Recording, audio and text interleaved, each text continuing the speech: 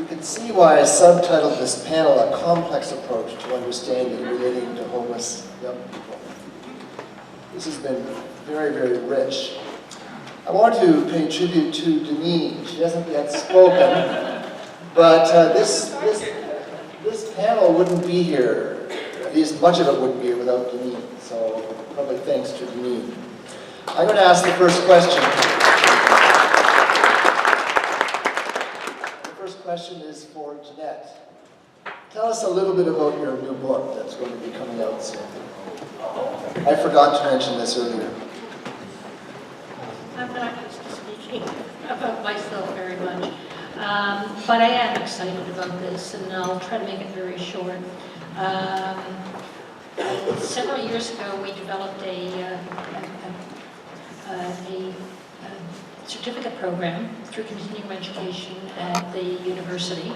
And the certificate program was addressed to helping frontline workers who work with homeless people to develop skills and knowledge that they could take back and use on the front lines. What we learned from that experience was a whole lot of information, and realized that there was no book that adequately captured even a smidgen of it. So I wound up over the last year when I was on sabbatical writing a book called Working with Homeless People, Basic Skills and Practices. And I received word from the editor of the publishing company that I just need to make some minor changes before it actually goes to press. So hopefully in a few months it will go to press. What makes it exciting is that there is no comparable book like this anywhere in the English-speaking world, either in Canada or the US or over in Europe, Australia, and New Zealand.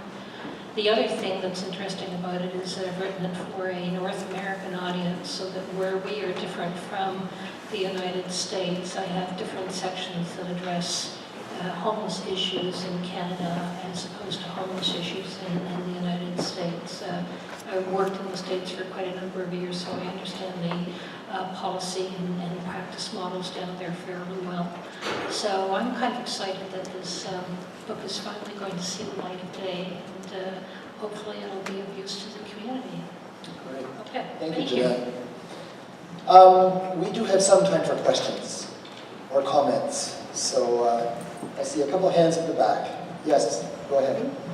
I have a question. Why is welfare so low in Alberta? I just recently moved here and someone told me it was to discourage lazy people from settling in here and to encourage them to move on to other provinces. I mean, why is it so low? This is an excellent question that everyone should send to their provincial representatives immediately through Twitter, email, and by mail.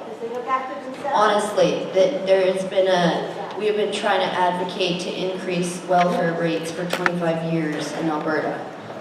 Rent has not been $300 at all during that time. And this is what I'm talking about when I'm talking about the damages of the charity model, of this idea of, these are actually called government entitlements, but then they question who deserves them and who doesn't. And starving people to death who need money does not end poverty. Good question.